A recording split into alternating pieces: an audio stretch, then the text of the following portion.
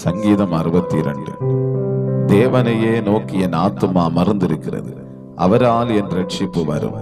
அவரே என் கன்மலையும் என் ரட்சிப்பும் என் உயர்ந்த அடைக்கலமுமானவர்.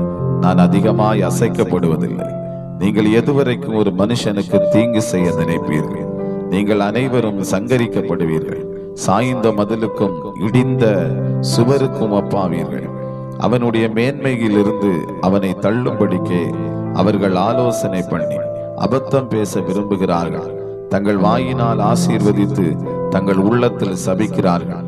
என் ஆத்துமாவே, தேவனையே நோக்கி அமர்ந்திரு. நான் நம்புகிறது அவராலே வரும். அவரே என் கன்மலையும் என் ரட்சிப்பும் என் உயர்ந்த அடைக்கலமுமானவர். நான் அசைக்கப்படுவதில்லை. என் ரட்சிப்பும் என் மகிமையும் தேவனிடத்தில் இருக்கிறது. பலனான என் கன்மலையும் என் அடைக்கலமும் தேவனுக்குள் இருக்கிறது.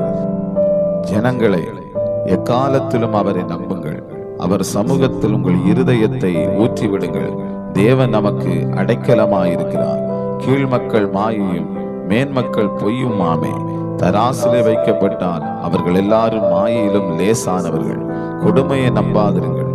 கொள்ளையினால் பெருமை பாராட்டாதிருங்கள். ஐஸ்வர்யம் விருத்தியானால் இருதயத்தை அதன் மேல் வைக்காதீர்கள். தேவன் ஒரு தரம் விளம்பினார், 2 தரம் கேட்டிருக்கிறேன்.